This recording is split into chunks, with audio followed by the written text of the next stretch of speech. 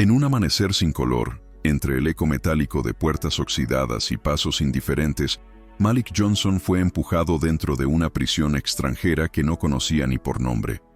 Había volado miles de kilómetros buscando una oportunidad, pero aquel día se convirtió en un número más en una lista interminable de culpables. Nadie lo escuchó, nadie le creyó. Era negro, extranjero y hablaba con acento. Y en aquel lugar, eso bastaba para ser culpable. Los guardias lo observaron con esa mezcla de desprecio y desconfianza que no necesita palabras. Uno de ellos, con un cigarrillo apagado en la boca, murmuró algo en su idioma. Otro más. ¿Creen que pueden venir a este país y hacer lo que quieran? Malik no respondió. Su rostro, sereno pero tenso, parecía contener una furia que no tenía espacio para salir. En su pecho, el corazón golpeaba como si quisiera escapar antes que él. La prisión era vieja, húmeda y oscura. Los muros rezumaban moho y los pasillos olían a miedo seco. Cada paso resonaba entre ecos que parecían murmurar historias de hombres rotos. Cuando lo empujaron hacia la celda, los demás presos lo miraron con una mezcla de curiosidad y desprecio. Uno de ellos, con tatuajes hasta el cuello, sonrió de forma burlona. ¿Y este quién es? ¿El nuevo Mesías o un turista perdido? El carcelero soltó una carcajada ronca. Ninguna de las dos cosas. Es otro extranjero con complejo de víctima. El portón se cerró con un golpe seco y el sonido del metal marcó el inicio de su condena. Malik respiró hondo, tratando de mantener la calma, pero dentro de sí sentía una rabia antigua, una herida que venía de más atrás que ese día, de toda una vida de ser juzgado por su color antes de ser escuchado por sus palabras. Las primeras noches fueron un suplicio. El sueño no llegaba. Cada sombra en la pared parecía moverse, cada ruido lo mantenía alerta, y sobre todo cada pensamiento lo arrastraba al mismo lugar, la traición. Porque Malik no era un criminal. Era un químico, un joven brillante que había cruzado el mar buscando un futuro digno. Pero alguien, en algún punto, decidió que debía caer. Alguien había plantado en su equipaje un polvo que cambiaría su destino. Y cuando las sirenas lo rodearon en el aeropuerto, ya no había forma de explicar nada. Los oficiales no escucharon sus palabras, solo vieron su piel. El prejuicio habló antes que él. En los días siguientes, Malik aprendió las reglas del encierro. En aquel microcosmos, los débiles eran carne para los fuertes. Los de fuera eran carne para todos. Los reclusos locales lo trataban con un desprecio silencioso, como si su sola presencia fuera una invasión. Le tiraban restos de comida, lo empujaban en el comedor, lo aislaban en las duchas. Un día, mientras intentaba comer en silencio, un preso le arrebató el plato y lo tiró al suelo. «Aquí los negros comen después de los hombres», dijo con una sonrisa torcida. Nadie intervino. Los guardias observaron desde lejos, con la misma frialdad con la que se mira a un animal en un zoológico. Malik bajó la cabeza, pero no por miedo, sino por estrategia. Había aprendido desde niño que los primeros golpes no siempre se responden con las manos, sino con paciencia. Esa noche, mientras el resto dormía, él se sentó en el rincón de su celda, los ojos perdidos en el vacío. Su respiración era lenta, casi controlada, y en su mente resonaban las palabras de su hermano mayor, Elijah, asesinado años atrás por un policía en un operativo accidental. Nunca olvides quién eres, aunque el mundo te lo niegue. Si el sistema no te deja respirar, aprende a hacerlo bajo el agua. Malik cerró los ojos y por primera vez en días, dejó que una lágrima cayera. No por miedo, sino por memoria. Pasaron semanas. La rutina se volvió un veneno que lo mantenía vivo. Se levantaba, comía lo justo, hablaba lo mínimo. Los demás lo llamaban el silencioso. No sabían que ese silencio escondía algo más grande que el miedo: planeación. En los días de limpieza, Malik observaba los pasillos, los horarios de los guardias, las cámaras que parpadeaban de manera intermitente. Nada parecía casual. Había lógica incluso en el caos. Y Malik, con su mente de científico, analizaba cada detalle como si fuera una fórmula. Cada guardia tenía un patrón, cada recluso un punto débil, pero aún no era el momento. El punto de quiebre llegó una tarde. Un grupo de presos lo acorraló en el patio. Eran 3, Uno de ellos, el mismo que lo había humillado en el comedor, lo empujó contra la pared. «Dicen que en tu país comen ratas», dijo riendo. «Tal vez quieras una». Y lanzó un trozo podrido hacia su rostro. El golpe vino rápido, seco, controlado. Malik no usó la furia, usó la precisión. Un movimiento bastó para derribar al primero, y otro para hacer que el segundo cayera de rodillas. El tercero retrocedió. No era la fuerza lo que lo asustaba, era la mirada. Una mirada que no pertenecía a un hombre derrotado, sino a alguien que había sobrevivido antes. El patio enmudeció. Los guardias corrieron, pero Malik ya se había detenido. No huyó, no gritó. Solo se enderezó, respiró y susurró: «Ya no me toques». Desde ese día, el rumor se esparció. El negro que derribó a 3 hombres sin perder el control. Algunos comenzaron a respetarlo, otros a temerlo. Y entre ellos apareció un personaje que cambiaría su destino. Ramírez, un preso veterano, de mirada astuta y voz suave. «Tienes agallas, hermano», le dijo una noche, acercándose al rincón donde Malik solía leer los pocos libros permitidos. «Pero aquí las agallas no bastan. Aquí necesitas aliados». Malik lo miró sin responder. Ramírez sonrió. «No te pido amistad, solo inteligencia. Yo puedo conseguirte cosas, y tú puedes darme algo a cambio». «¿Y qué crees que tengo?», preguntó Malik. «Paciencia, y paciencia es poder», dijo Ramírez encendiendo un cigarro. «Además, sé quién eres». Malik frunció el ceño. «No lo niegues. Los guardias hablan. Dicen que no eres solo un inmigrante. Dicen que trabajabas para gente grande, que tienes educación, contactos, que no eres lo que aparentas». El silencio fue su única respuesta. Ramírez exhaló el humo lentamente. «En este lugar, el silencio es un arma, pero también es una firma, la de los hombres que esconden algo». Esa noche, Malik no durmió. Las palabras de Ramírez le retumbaban como un eco. No porque tuviera miedo de que lo descubrieran, sino porque sabía que alguien ya lo había hecho. Y si dentro de esos muros alguien sabía quién era realmente, entonces su tiempo se estaba acabando. El amanecer trajo consigo una sensación extraña. El aire olía diferente, más denso. Los guardias estaban nerviosos, se hablaban entre sí en voz baja. En el comedor, Malik notó que algunos reclusos lo observaban de forma distinta. No con desprecio, sino con precaución. Había corrido un rumor: un extranjero importante estaba detenido entre ellos. Nadie sabía quién, pero todos lo miraban como si fuera él. Los días siguientes se volvieron un campo minado. En cada mirada, Malik sentía el peso de la sospecha. Hasta que una noche, mientras la prisión dormía, un guardia se acercó a su celda con un gesto urgente. «Levántate», dijo en voz baja. «Alguien quiere verte». Lo llevaron por pasillos que no reconocía, hasta una sala pequeña con una mesa metálica y una silla vacía. Al otro lado del cristal, una mujer con traje oscuro lo observaba con una mezcla de curiosidad y respeto. «Señor Johnson», dijo ella con un acento extranjero. «Soy la abogada asignada por el tribunal». Malik la observó en silencio. Ella continuó. «Su caso es complicado. Entrada ilegal, posesión de arma y un posible cargo de homicidio. Pero según los informes, usted insiste en que todo fue una confusión. ¿Es correcto?» «No necesito una abogada asignada», respondió Malik. «Tengo la mía». Ella arqueó una ceja. «¿Ah, sí? Porque su abogado personal no ha llegado, y dudo que lo haga». Malik sonrió sin humor. «Llegará, y cuando lo haga, este lugar se quedará sin respiración». La abogada guardó silencio por unos segundos, evaluándolo. Luego se inclinó hacia adelante y susurró: «Dicen que usted tiene amigos en lugares peligrosos. Si eso es cierto, le conviene usarlos.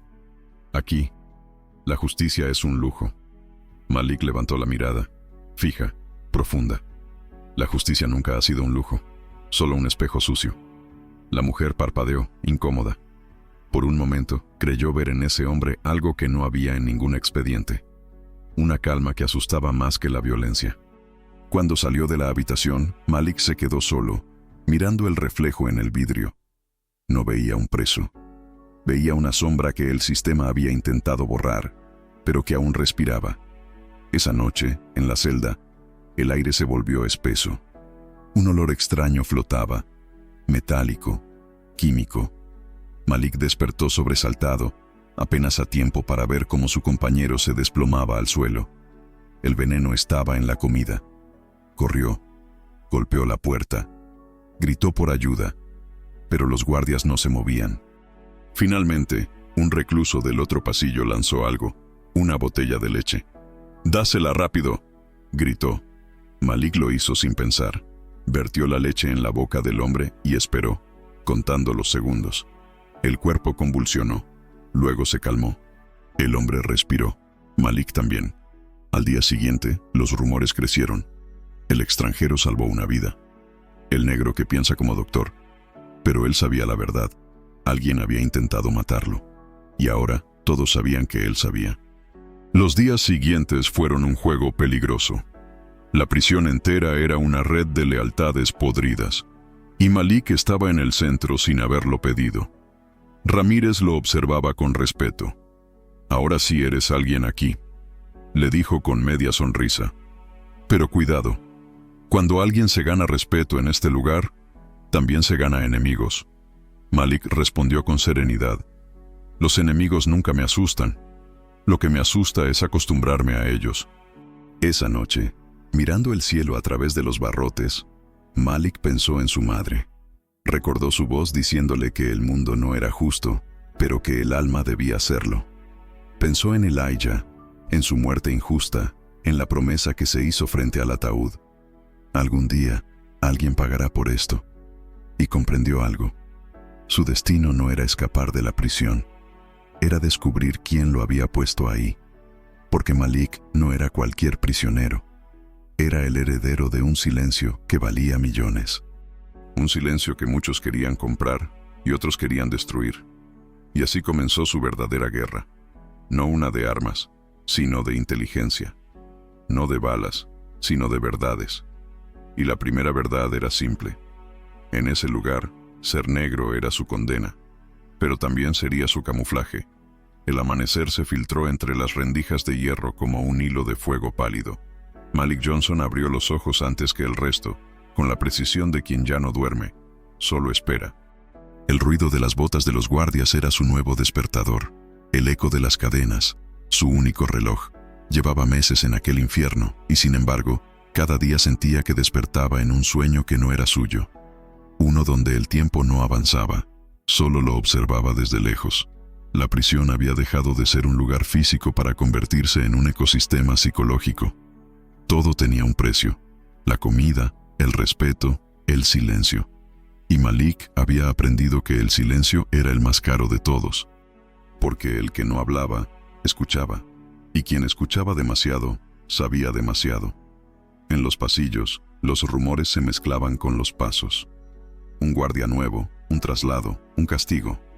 Pero entre todo ese ruido, un nombre comenzó a repetirse con insistencia: Elías Chuma. Malik lo escuchó una vez, en voz baja, mientras Ramírez negociaba cigarrillos. Después lo oyó otra vez en boca de un funcionario que creía estar solo. Y una noche, al revisar los papeles de limpieza, lo vio impreso en una hoja sellada: Transferencia temporal de fondos, caso Chuma. El corazón se le detuvo por un instante. Chuma. Ese apellido era una sombra que venía del pasado. Era el nombre del cartel que su hermano había investigado antes de morir. Era el mismo cartel al que todos creían que Malik pertenecía. Y era, en realidad, el enemigo que había destruido su vida. Los días se volvieron más tensos. Cada palabra era una moneda peligrosa. Cada mirada, un posible disparo. Pero Malik no retrocedió. Su silencio se volvió su máscara y su mente, su única arma. Ramírez lo observaba con creciente curiosidad. «Te estás metiendo donde no debes», le dijo una noche, mientras fumaban en la esquina del patio. «¿Y dónde debería meterme?», respondió Malik sin levantar la vista. «En sobrevivir, hermano. Eso es lo único que importa aquí». Malik sonrió, pero en su mirada no había alegría. Sobrevivir es lo que hace un hombre cuando ya ha perdido todo. Yo aún tengo algo que recuperar.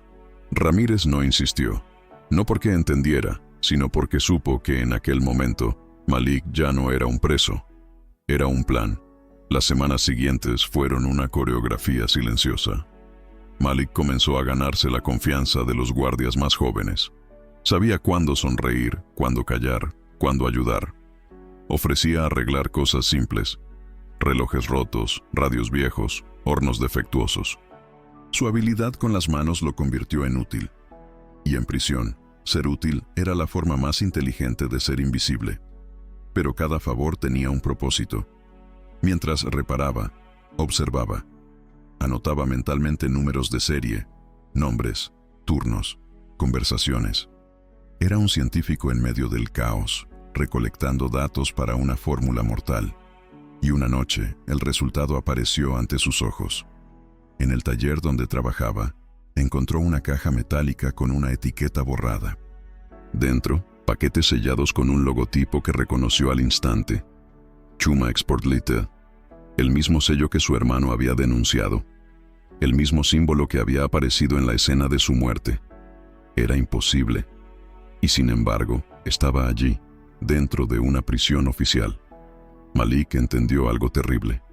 La cárcel no era su castigo, era su trampa, un laboratorio encubierto, un punto ciego donde las autoridades colaboraban con los mismos criminales que decían perseguir. Y él, el hombre inocente que había intentado detenerlos, era ahora el chivo expiatorio perfecto. Esa noche, el sueño no llegó. Malik se quedó despierto mirando el techo, contando las grietas que parecían moverse como venas. Cada respiración era una promesa silenciosa, no de venganza, sino de justicia, porque entendió que su libertad ya no era suficiente. Si salía, otros caerían en su lugar. Si hablaba, lo matarían. Si callaba, sería cómplice. El precio del silencio era el alma. A la mañana siguiente, la abogada regresó. Sofía Lee. Traía el mismo traje oscuro, los mismos ojos cansados, pero esta vez había algo distinto en su voz. Señor Johnson, las cosas se están complicando. Su caso fue reclasificado. Ahora lo acusan de conspiración internacional. Malik la observó en silencio. Ella continuó. La fiscalía dice tener testigos, pero hay algo raro. Los documentos están sellados. No puedo acceder a los nombres. Entonces no estás trabajando para mí, respondió él. Ella se sobresaltó. ¿Qué quiere decir? Que si no puedes ver los nombres, alguien te puso aquí para vigilarme, no para ayudarme. Sofía tragó saliva. Por primera vez, su máscara de profesionalismo se agrietó. Usted no entiende, Malik. Este caso no es un juicio, es una advertencia. ¿De quién? De gente que no quiere que usted recuerde quién es. La frase quedó flotando en el aire. Malik bajó la mirada y murmuró: nunca lo he olvidado. Entonces, por su bien, empiece a fingir que sí, respondió ella antes de levantarse y salir de la sala. Durante los días siguientes, los acontecimientos se aceleraron. Uno de los guardias que solía recibir sobornos fue hallado muerto en la enfermería. Se dijo que fue una sobredosis. Malik no lo creyó. Sabía que lo habían eliminado porque hablaba demasiado. El miedo empezó a correr por los pasillos como un gas invisible. Y entre los presos, un nuevo rumor surgió. Alguien dentro del sistema está limpiando huellas. Ramírez, siempre atento, se acercó. Hermano, esto huele mal. Van a usar a alguien de chivo. Ya lo hicieron, dijo Malik sin levantar la vista. ¿Quién? Yo. Ramírez lo miró con desconcierto. Malik continuó, en voz baja, con una calma escalofriante. Pusieron mi nombre donde debía estar el de otro, y ahora quieren que desaparezca sin ruido. Un par de días después, algo inesperado ocurrió. Una carta llegó a nombre de Malik, sin remitente, sin sello oficial. Dentro, una sola frase escrita a mano. Tu hermano no murió por accidente. Firmó su sentencia cuando pronunció mi nombre. Y debajo, un símbolo. Una serpiente devorando su propia cola, el emblema de Chuma. El impacto fue inmediato. Por primera vez en meses, Malik tembló. No de miedo, sino de reconocimiento. Esa carta no era un mensaje, era una invitación. Y quien la había enviado sabía exactamente dónde golpear. Esa noche, Malik pidió permiso para limpiar el archivo administrativo. Era una excusa. Sabía que allí se guardaban los expedientes de traslados y registros internos. Necesitaba pruebas, no palabras, y las encontró. Entre montones de carpetas amarillentas, halló un documento sellado con el código C47, interno especial. Lo abrió. El nombre estaba allí, Elías Chuma. Pero en el apartado de identificación visual no había foto, solo una firma, M. Johnson. El corazón le dio un vuelco. Su propio nombre estaba siendo usado como alias. El sistema había fabricado un criminal usando su identidad. Y ese Elías Chuma, que figuraba como capo detenido, era él. Malik Johnson, el inocente, el científico, el hombre que había querido cambiar el mundo con conocimiento. Había sido convertido en un fantasma legal para proteger a los verdaderos culpables. Era una ejecución invisible, una muerte civil, y nadie afuera sabría jamás que había existido. Desde ese día, algo cambió en su mirada. Ya no era el prisionero que soportaba el dolor en silencio. Ahora era un observador que planeaba un golpe de precisión quirúrgica. No necesitaba fuerza, solo oportunidad. Y en una prisión corrupta, las oportunidades siempre llegaban disfrazadas de favores. Una tarde, mientras ayudaba en la cocina, un joven guardia dejó caer su teléfono. Malik lo recogió con calma, sonrió y se lo devolvió. El guardia, agradecido, le ofreció un cigarrillo y una conversación. Horas después, Malik sabía su turno, su contraseña y su debilidad. Apuestas clandestinas. No necesitó amenazarlo, solo observarlo. El miedo hace el resto. Con esa información, Malik consiguió acceso al sistema interno. Los nombres, los traslados, los pagos. Todo estaba ahí. Y cada ruta conducía a la misma organización, Chuma Export Ltd., operando desde dentro del propio Estado. Una alianza entre criminales y burócratas. La perfecta maquinaria del lavado. Y él, el hombre acusado, era el mecanismo más útil del engranaje, el enemigo visible. Pero incluso los planes mejor diseñados necesitan aliados. Y Malik encontró el suyo donde menos lo esperaba. La enfermera del ala médica, Lucía, una mujer silenciosa con mirada triste, había notado sus movimientos. Una noche se le acercó mientras le entregaba medicamentos. «No sé quién es usted, pero sé que no pertenece aquí». Malik la observó en silencio. «Nadie pertenece aquí», respondió. Ella negó con la cabeza. «Algunos sí, usted no. Lo sé por cómo mira las paredes. Los demás las odian. Usted las mide». Esa frase quedó flotando como una llave invisible. Desde ese día, Lucía se convirtió en sus ojos dentro de la enfermería. Le pasaba notas, escuchaba conversaciones, observaba quién entraba y salía del despacho del director. Y fue ella quien descubrió el dato que lo cambió todo.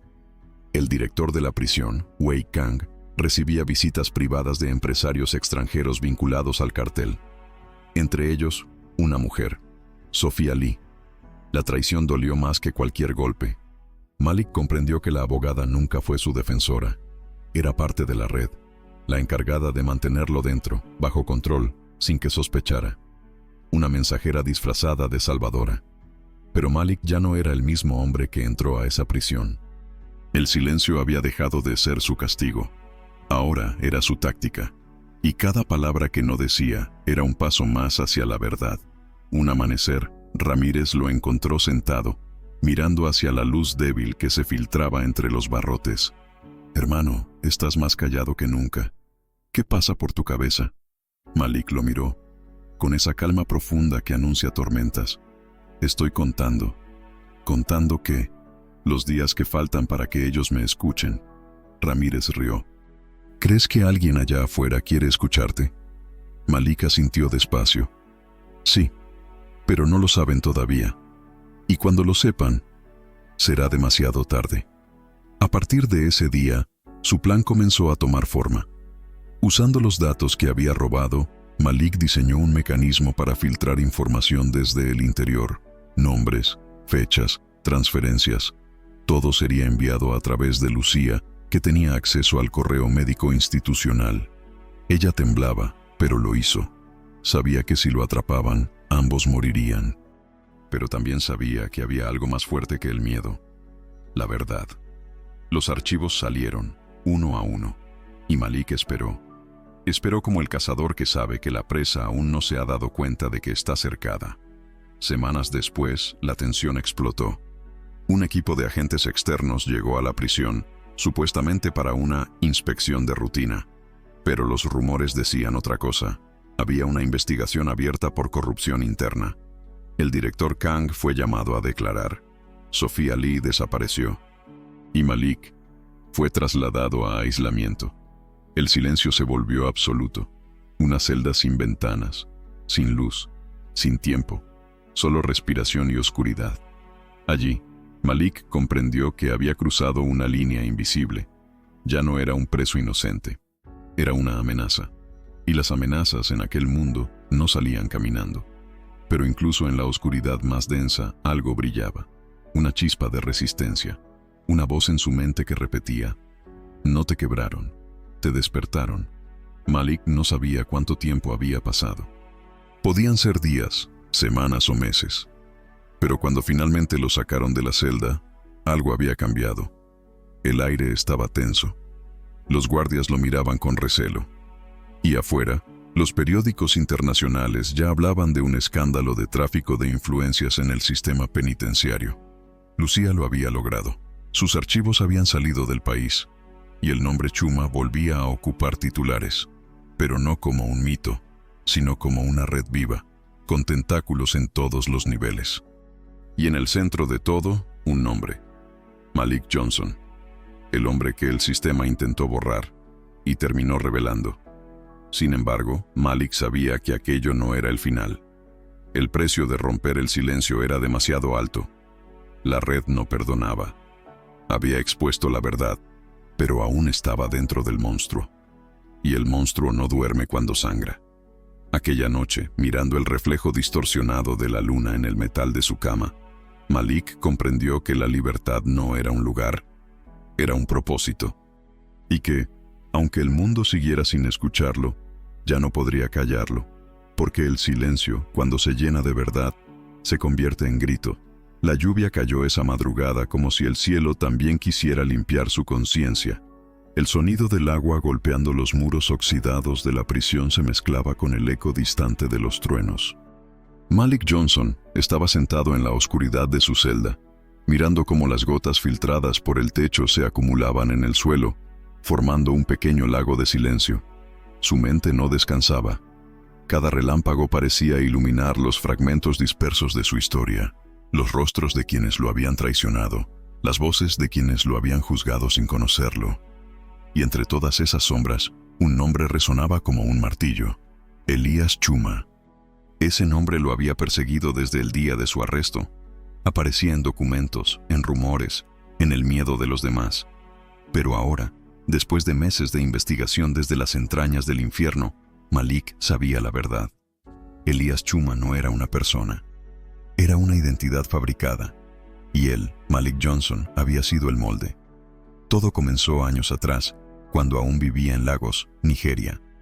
Malik era un joven prodigio de la química, un soñador que creía que la ciencia podía liberar a su pueblo de la pobreza y la dependencia. Trabajaba en un laboratorio de investigación farmacéutica, desarrollando fórmulas para medicamentos accesibles. Su hermano mayor, Elijah, era periodista. Ambos compartían una misma fe: la verdad.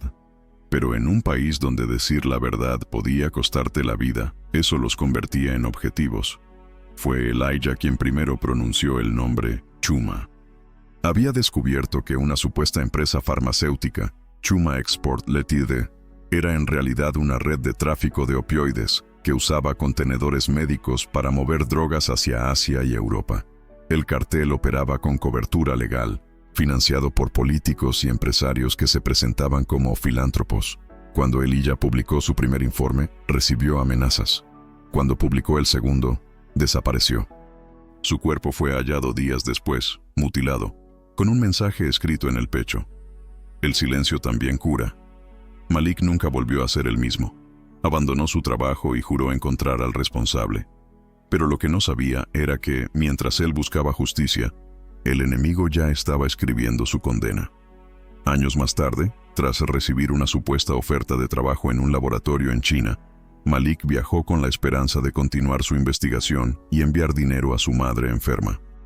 No imaginaba que ese viaje sería su trampa final. El día de su llegada, los agentes lo esperaban en el aeropuerto.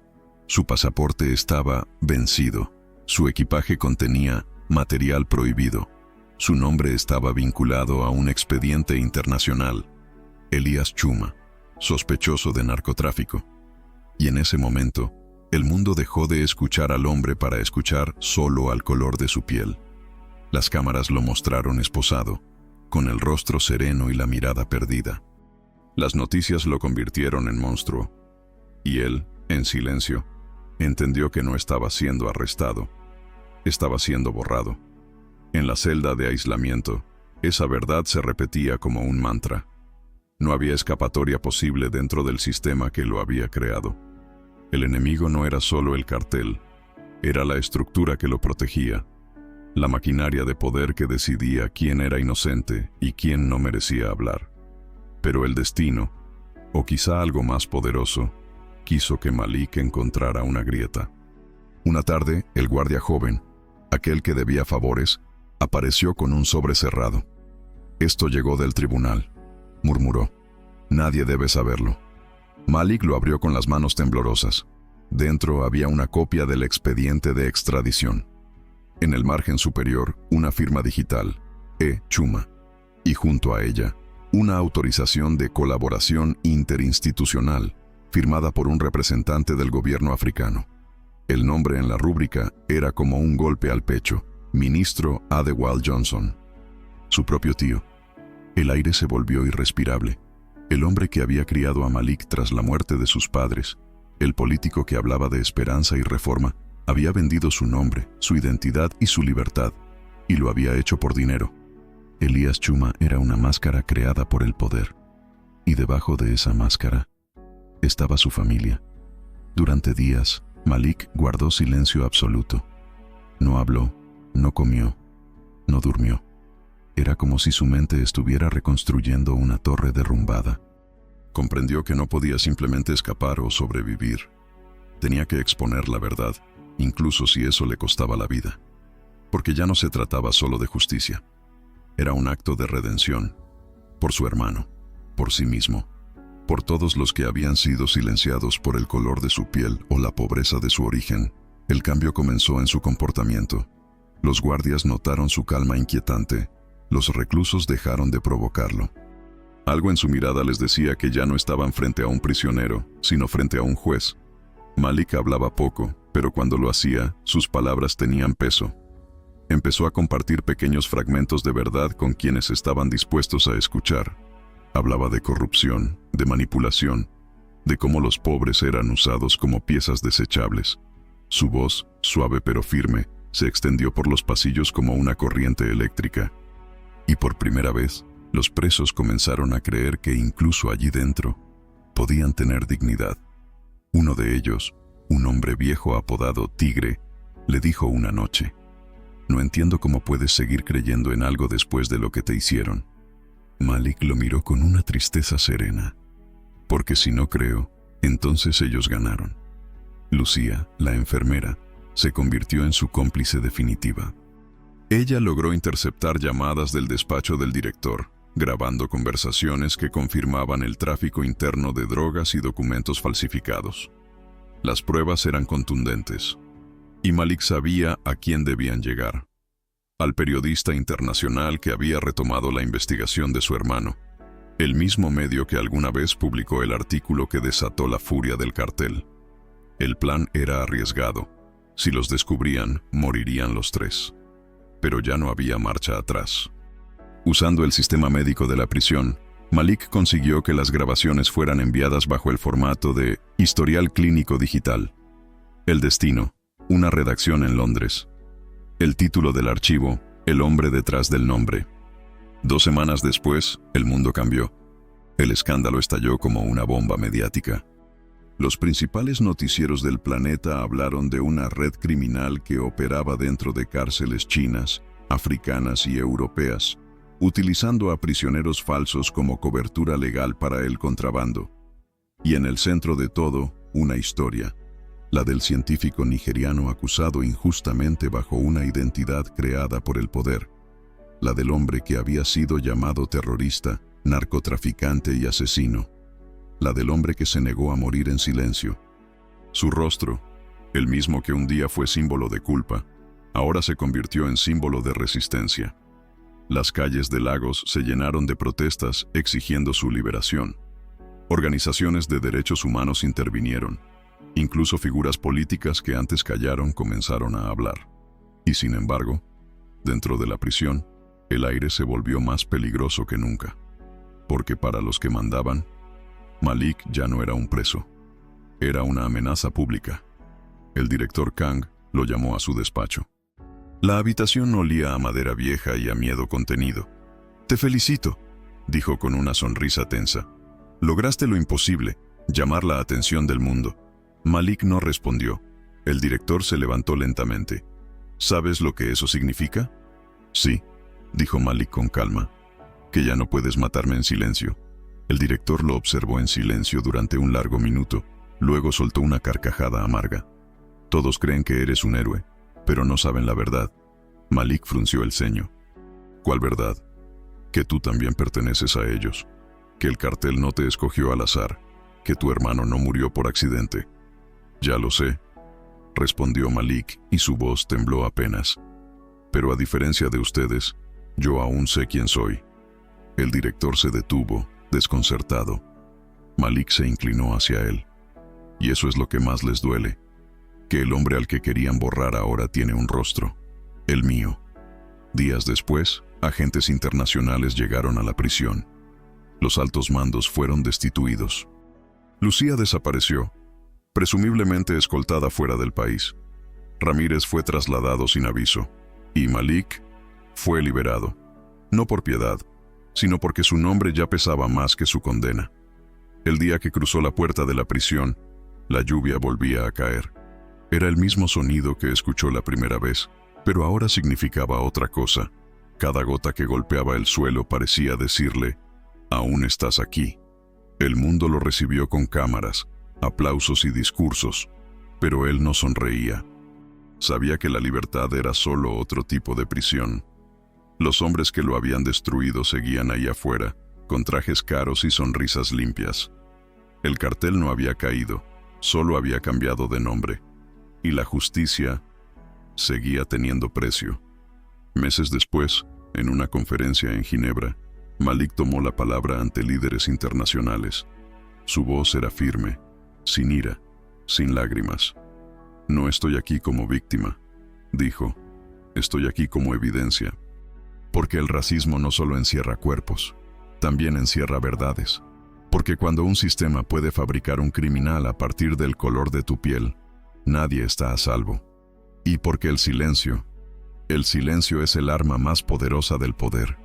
El auditorio entero se levantó, no por pena, sino por respeto. Por primera vez, un hombre negro, pobre y exconvicto, hablaba en nombre de todos los que fueron borrados de la historia. Su nombre, el mismo que un día fue sinónimo de vergüenza, ahora era símbolo de coraje. Malik Johnson, el hombre detrás del nombre. Pero cuando la multitud se dispersó y los flashes se apagaron, él se quedó solo en el pasillo del hotel. Miró su reflejo en un espejo, ese reflejo que había aprendido a temer y a amar. Por un instante, vio la sombra de su hermano detrás de él, sonriendo. Y entonces comprendió que la victoria no estaba en la justicia obtenida, sino en no haberse convertido en ellos. Respiró hondo y susurró: «Ya puedes descansar, Elijah. Tu verdad vive en mí». Fuera, la lluvia seguía cayendo, lavando las calles, como si el mundo intentara aprender, al fin, lo que Malik había entendido hacía mucho: que la verdad, cuando nace del dolor, no muere con los hombres, solo cambia de nombre. El avión descendía lentamente sobre la ciudad de Lagos, como si el cielo mismo dudara en dejarlo volver. Desde la ventana, Malik observaba el mar gris que se estrellaba contra la costa. Era la misma vista que recordaba de niño, pero ahora todo parecía distinto. Las luces de la ciudad titilaban como cicatrices luminosas, recordándole que incluso los lugares cambian cuando uno ya no es el mismo. Habían pasado más de 2 años desde su arresto, 2 años desde que su nombre fue borrado, su vida destruida y su fe puesta a prueba. Y ahora regresaba no como un fugitivo, sino como un sobreviviente. El aeropuerto estaba lleno de cámaras. Reporteros, curiosos y activistas lo esperaban, gritando su nombre: Malik Johnson, el hombre que venció al sistema. Pero él no los miraba. No quería aplausos. Los flashes lo cegaban como si fueran los reflectores del pasado, recordándole el día en que lo esposaron frente al mundo. Entonces, como ahora, todos miraban, pero nadie realmente veía. Caminó en silencio, con el rostro cubierto por una gorra. En su pecho, un pequeño colgante de madera con la inicial E, tallada a mano. Era lo único que quedaba de su hermano Elijah. Cada vez que lo tocaba, sentía una mezcla de dolor y calma. Era su brújula moral, el recordatorio de por qué seguía de pie. Su primera parada no fue en casa, no tenía casa. La vieja vivienda familiar había sido vendida años atrás por su tío, el ministro Adewale Johnson, el mismo hombre que había firmado su condena. En lugar de eso, Malik fue al hospital donde su madre pasaba los últimos años de su vida. La enfermedad la había consumido lentamente, y durante su encarcelamiento nadie se atrevió a contarle toda la verdad. Solo sabía que su hijo estaba viajando por trabajo. Cuando Malik entró en la habitación, el tiempo pareció detenerse. Ella lo miró con ojos nublados, como si no pudiera distinguir si era real o un sueño. «¿Eres tú, Malik?», susurró con voz frágil. Él se acercó, tomó su mano con ternura y asintió. «Sí, mamá, ya estoy aquí». Las lágrimas corrieron por su rostro sin pedir permiso. Ella acarició su mejilla con dedos temblorosos. «Sabía que volverías. Los hombres buenos siempre vuelven, aunque el mundo los olvide». Malik sonrió, pero su sonrisa era una grieta. No sabía cómo explicarle todo lo que había pasado, cómo contarle que el mismo apellido que compartían había sido su cadena. Así que no lo hizo. Solo le prometió que ya no volvería a irse. Pasaron horas en silencio, hablando poco y sintiendo mucho. Cuando el sol se puso, ella se quedó dormida. Malik se quedó mirando el atardecer desde la ventana. Las sombras se alargaban sobre el suelo, igual que sus recuerdos. Y allí, por primera vez, comprendió que su batalla aún no había terminado. Había vencido al sistema, pero no al dolor. Y ese dolor tenía un nombre: Adewale Johnson. Los días siguientes fueron una mezcla de calma y tormenta. Los periódicos seguían publicando su historia. Los políticos discutían en televisión y organizaciones internacionales pedían reformas judiciales. Pero Malik sabía que detrás de toda esa euforia había un silencio cómplice. El cartel no había desaparecido, solo se había transformado. Y su tío seguía siendo una pieza clave en la red de corrupción que había vendido su identidad al mejor postor. Una noche, mientras revisaba documentos antiguos en su habitación de hotel, Malik recibió una llamada sin identificador. Respondió sin hablar. Del otro lado, una voz profunda, conocida, dijo: «No deberías haber vuelto, sobrino». El aire se congeló. «Adewale», susurró Malik. «Aún estás vivo. Eso ya es un privilegio. No lo desperdicies intentando ser héroe».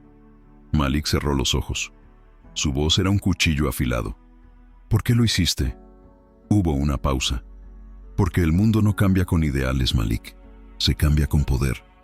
¿Y sacrificar a tu sangre te hizo poderoso?» El ministro rió suavemente. «Me hizo sobrevivir. Eso es más importante que ser justo». El tono era tan sereno que dolía más que una amenaza. Malik entendió en ese instante que su tío ya no era un hombre. Era un reflejo del sistema mismo, y para enfrentarlo, tendría que decidir si quería justicia o venganza. A la mañana siguiente, Malik visitó la tumba de su hermano. El cementerio estaba vacío, cubierto de flores secas y polvo. La lápida decía: Elijah Johnson, periodista, soñador, verdad eterna. Malik se arrodilló. Apoyó la frente sobre la piedra fría y susurró: «Hermano, ¿qué harías tú?». El viento sopló suave, levantando hojas secas, como si la tierra respondiera. Y en su interior, escuchó la voz que siempre lo acompañaba: «No luches contra la oscuridad, Malik. Sé la luz. Pero la luz duele. Y el perdón, cuando el alma sangra, se siente como una herida abierta». El encuentro con su tío no tardó en llegar. Un periodista amigo consiguió filtrar que el ministro planeaba asistir a una gala privada en el centro diplomático de Abuja. Malik consiguió una invitación bajo un nombre falso. No quería cámaras ni discursos, solo una conversación. Una última. La noche del evento, vestía un traje negro y una calma tan peligrosa como el silencio. Las luces del salón brillaban como diamantes fríos. Los políticos reían, brindaban, hablaban de progreso. Y entre ellos, sentado en una mesa central, estaba él, Adewale Johnson, impecable, sonriente, intocable. El hombre que había vendido a su propio sobrino por un contrato internacional. El hombre que llevaba el mismo apellido que él, pero una alma completamente diferente. Malik se acercó despacio. Cuando sus miradas se cruzaron, el ministro se congeló por una fracción de segundo. Luego, recuperó su sonrisa y fingió cortesía. «Mi sobrino, el mártir. Qué sorpresa verte aquí». Malik respondió con voz firme: «No vine a sorprenderte, vine a recordarte». El murmullo del salón pareció desvanecerse. El ministro lo llevó a una sala lateral, lejos de los oídos curiosos. Allí, las máscaras cayeron. «¿Qué quieres, Malik?», preguntó el ministro con una mezcla de irritación y miedo. «La verdad. La verdad no existe, muchacho, solo versiones». Malik dio un paso adelante. «Entonces dame la tuya». Adewale lo miró con dureza. «Tu hermano quiso destruir algo que no podía entender. Lo mataron porque no supo callar. ¿Y yo? Tú eras el reemplazo perfecto. Inteligente, visible, negro. Nadie dudaría de tu culpa. ¿Y todo eso para qué? Para mantener la paz. El orden requiere sacrificios». Malik sintió que la ira subía por su garganta como fuego. Por un instante, imaginó sus manos en el cuello de su tío. Podía hacerlo. Nadie lo detendría. Pero entonces recordó la voz de su madre: «Los hombres buenos no ganan cuando matan, ganan cuando no se convierten en lo que odian». Retrocedió un paso. Su respiración era lenta, contenida. «El orden que se construye con sangre es una mentira», dijo. Adewale sonrió. «Entonces sigue creyendo en tus cuentos de justicia. Veremos cuánto duras en este mundo». Malik lo observó con tristeza. «Yo ya duré más que tu conciencia». Y sin decir nada más, se dio media vuelta y salió. Esa noche, mientras conducía hacia el sur, Malik detuvo el auto frente al mar. El cielo estaba despejado, lleno de estrellas. Se bajó, respiró el aire salado y sintió cómo la ira lentamente se disolvía. Había esperado años para ese momento, y sin embargo, al enfrentarlo, entendió algo que no esperaba, que el perdón no era un regalo para el otro, sino una liberación para uno mismo. Se arrodilló en la arena mirando al horizonte y dejó que el viento se llevara las últimas palabras que no necesitaba decir. «Te perdono. No por ti, tío. Por mí. Porque ya no quiero vivir en tu sombra». Las olas rompieron suavemente, como si el mar lo abrazara, y por primera vez en mucho tiempo, Malik lloró sin rabia. Lloró por su hermano, por su madre, por sí mismo. Lloró por todos los que habían sido destruidos por un sistema que nunca los vio como humanos. Pero también lloró por los que aún podían cambiar. Los meses siguientes fueron distintos. Malik comenzó a trabajar con organizaciones humanitarias, asesorando programas de reforma judicial y reinserción de presos inocentes. Su historia inspiró movimientos en todo el continente. Pero más allá de los discursos, lo que realmente importaba era lo invisible. Las cartas que recibía de hombres y mujeres que le decían: «Gracias por hacernos creer otra vez». En cada rostro veía un reflejo de sí mismo, y comprendió que, al perdonar, había roto el ciclo. Había elegido el camino más difícil, pero el único que lo hacía libre. Un día, mientras caminaba por una pequeña aldea cerca de su ciudad natal, un grupo de niños lo rodeó. Uno de ellos, con ojos brillantes, le preguntó: ¿Es verdad que estuviste en prisión? Malik asintió. Sí. ¿Y tenías miedo? Malik sonrió suavemente. Mucho. Pero aprendí algo. ¿Qué?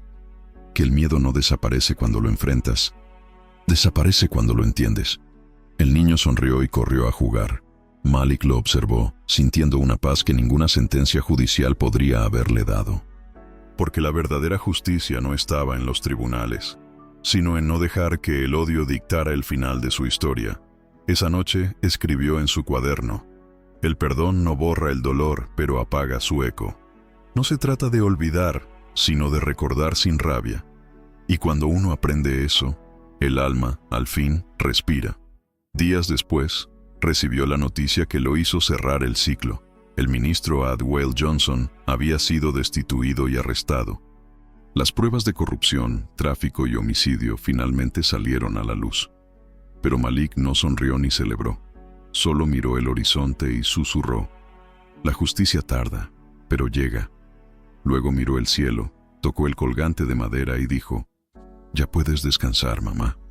El ciclo se había cerrado, y el eco del perdón seguía resonando en su alma, como un himno de libertad que solo los que sufren en silencio pueden entender. Habían pasado 3 años desde que Malik Johnson regresó a la libertad. 3 años desde que decidió que el perdón era más poderoso que la venganza. Y sin embargo, cada mañana, al despertar, aún sentía el eco lejano de las puertas metálicas cerrándose detrás de él. No era trauma, ni miedo, era memoria. Y esa memoria se había convertido en su brújula moral, en el recordatorio de que la verdadera libertad no es salir de una prisión, sino salir del odio. El mundo había cambiado a su alrededor, aunque no tanto como él hubiera querido. Su historia había cruzado fronteras, inspirando documentales, libros, movimientos sociales.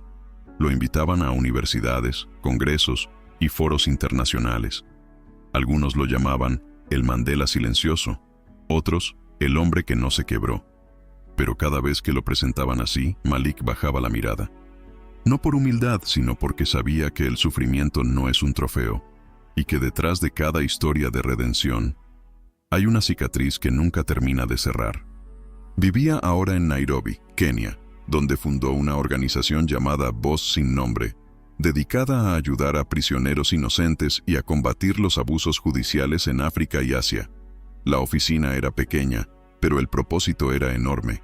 A diario llegaban cartas de hombres y mujeres olvidados por el sistema: campesinos, migrantes, activistas, madres solteras, adolescentes. Todos compartían el mismo grito silencioso: yo también fui invisible. Malik respondía a cada carta, sin excepción. Sabía lo que significaba que alguien, aunque fuera uno solo, escuchara. Esa era su forma de sanar, convertir su herida en puente. Cada historia que recibía era una pieza más del rompecabezas de la injusticia global. Y con cada una comprendía mejor que su batalla personal había sido solo una manifestación de algo mucho mayor. Un sistema que no solo encarcelaba cuerpos, sino también identidades, voces, sueños.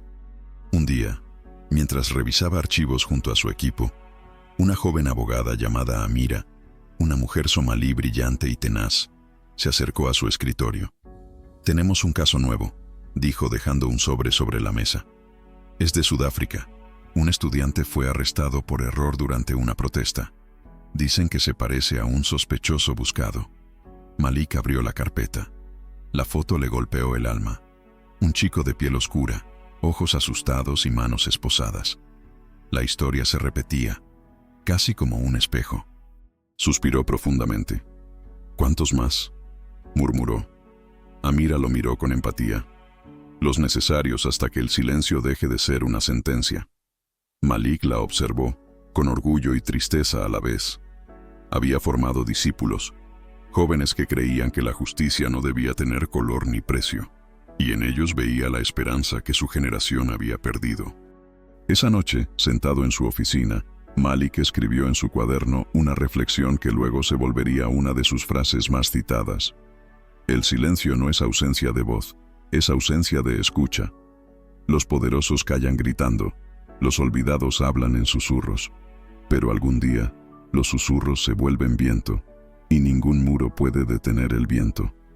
Cerró el cuaderno y miró la ciudad desde la ventana. Las luces de Nairobi parpadeaban como si respiraran con él. Y por primera vez en mucho tiempo, sintió que no estaba solo, porque su lucha ya no era suya, era de todos los que alguna vez fueron invisibles. Semanas después, la ONU lo invitó a una conferencia sobre derechos humanos y reformas penitenciarias en Ginebra. Al principio dudó, no porque no quisiera ir, sino porque estaba cansado de los discursos vacíos. Pero Amira insistió. El mundo necesita escucharte otra vez, Malik. El mundo escucha y olvida, respondió él. Ella sonrió. Entonces habla más fuerte, aceptó. Y el día del evento subió al escenario con paso firme, vestido de forma simple, sin guardaespaldas ni adornos. El auditorio estaba lleno de líderes, ministros, periodistas y activistas. Cuando tomó el micrófono, el silencio fue absoluto. Mi nombre es Malik Johnson, dijo, con voz clara y pausada. Fui condenado por un crimen que nunca cometí. Y durante mucho tiempo, creí que mi lucha era contra un sistema corrupto. Pero hoy entiendo que mi verdadera lucha no era contra las leyes, sino contra el miedo. El miedo de ser olvidado, el miedo de no tener voz, el miedo de creer que no valemos nada. Hizo una pausa. Nadie se movió. Continuó. El racismo no siempre lleva uniforme. A veces usa corbata. La injusticia no siempre dispara balas. A veces firma documentos. Y la opresión no siempre grita. A veces te hace dudar de ti mismo. La sala entera contenía el aliento. Malik bajó la mirada y concluyó. Por eso estoy aquí. No para hablar del dolor, sino del poder que tenemos cuando decidimos no quedarnos callados. El silencio me salvó una vez, pero también casi me mata. Aprendí que no basta con romper el silencio. Hay que convertirlo en voz. El público se levantó en aplausos, pero Malik, como siempre, no sonrió.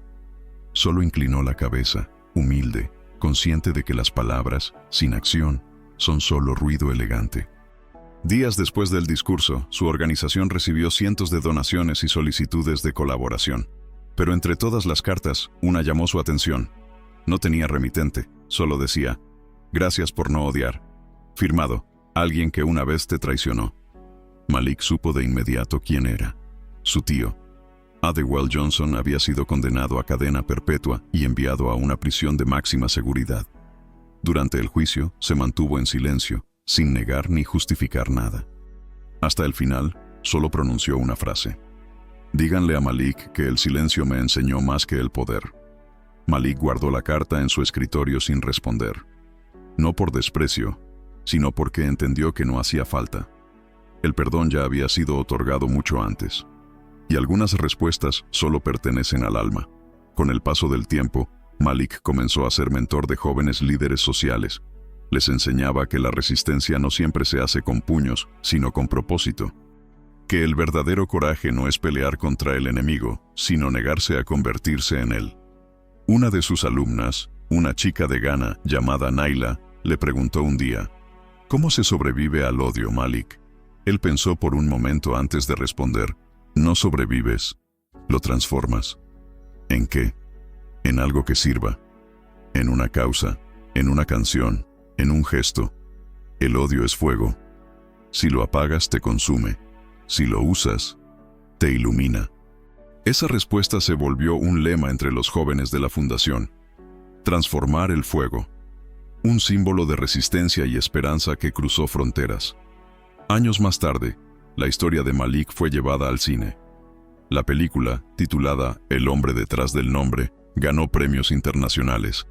Pero él se mantuvo alejado del glamour. No asistió a la gala. En cambio, esa noche visitó una prisión local en Nairobi para dar una charla a los internos. Entró sin cámaras, sin discursos, solo con una silla y su voz. Les contó su historia, no como héroe, sino como hermano. Les habló del silencio, del perdón, de la dignidad.